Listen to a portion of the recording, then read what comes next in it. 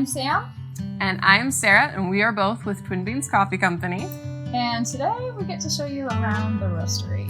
So this is my roasting room. It is one of my favorite places. We've got all of my equipment in here, my roastery, and all of my coffee beans. And we're gonna touch on one of my favorite coffee beans today. This is our Calico Mama. It is from Burundi, and the farm that this is from was started by Angela Siza, who actually recently passed away. But her legacy will live on. It is absolutely amazing. She started a farm run by women, and it is widows, single moms, and just women who needed work. Her bagging, which these beautiful bags are embroidered by women with disabilities. They have work and are able to provide for themselves and their families. This is a beautiful farm, and the coffee is absolutely amazing. So my familiarity with Burundi Calico Mama is it is one of my favorite coffees. It's very chocolatey when we're done roasting it and you're drinking it at Twin Beans. What you're gonna hear about it from us is that it's super chocolatey.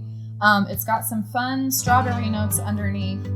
We've been buying a couple different crops from Burundi for a while, and so whenever we're purchasing a bean from a specific farm, when we get the chance to repurchase it, it's always a really fun thing, especially with this one in particular, because we love the farm, we love the practice, we love their whole story and the jobs that have been created on this farm for women. And we really love the tasting notes. And so every time we get a new crop in, we get the chance to share new tasting notes with people, because just like every other crop, coffee can change from season to season and from harvest to harvest. I think this is our third year carrying the Calico Mama Burundi, and it has definitely changed for the better every single year. So what we're gonna do now is we are going to roast up a batch, and you can kind of see how that's gonna go.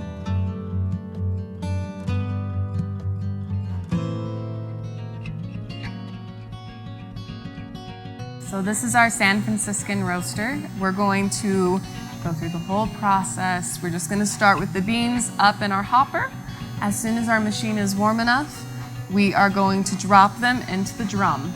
That drum is gonna be nice and hot, and it's going to roast everything evenly. As soon as they are roasted the way I like them, we'll open this up and the beans will drop and cool.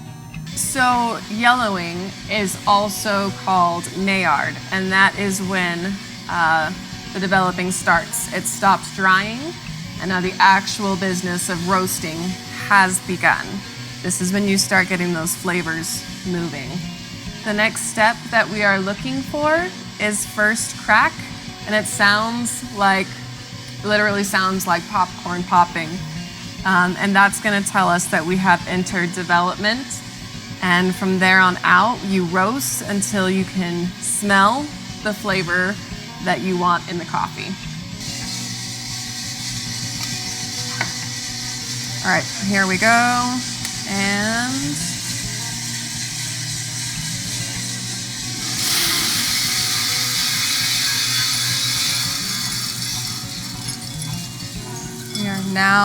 we are now in the cooling. We have this that is keeping the beans moving over this fan down below. If you don't cool your beans immediately, they will continue to roast because they're just so hot when they come out of this. If you don't cool them for long enough, they'll start to sweat in the bag, which will cause them to deteriorate pretty quick. So with Burundi, the flavor notes that we can typically expect to see are dark chocolate. We get a really fun, almost strawberry note, which is very subtle, but think more like a chocolate-covered strawberry where the chocolate is the prominent flavor. It's also very earthy, so you'd get just a really lovely, even medium roast.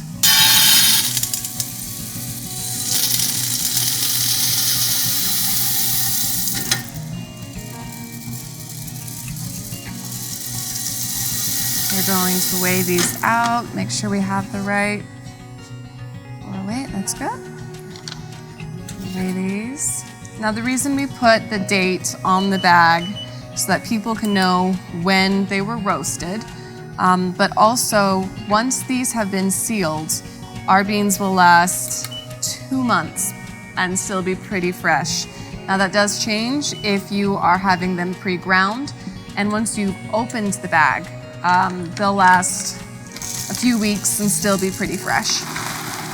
I've heard people have really good success if they know they can't go through this much coffee within that 2-week time frame. If you put it, we've never had that problem. But a lot of people have had good success putting coffee beans in a very airtight container and putting them in the freezer. We do not recommend ever putting coffee beans into your refrigerator. That they will always take on the taste of whatever is in your refrigerator. And I've heard onion coffee is not a fan favorite. So once the bags are sealed, they are ready to go up for sale. And you'll notice we have a date on it. That is the date that it was roasted. This is important so that we know and you know how fresh your beans are.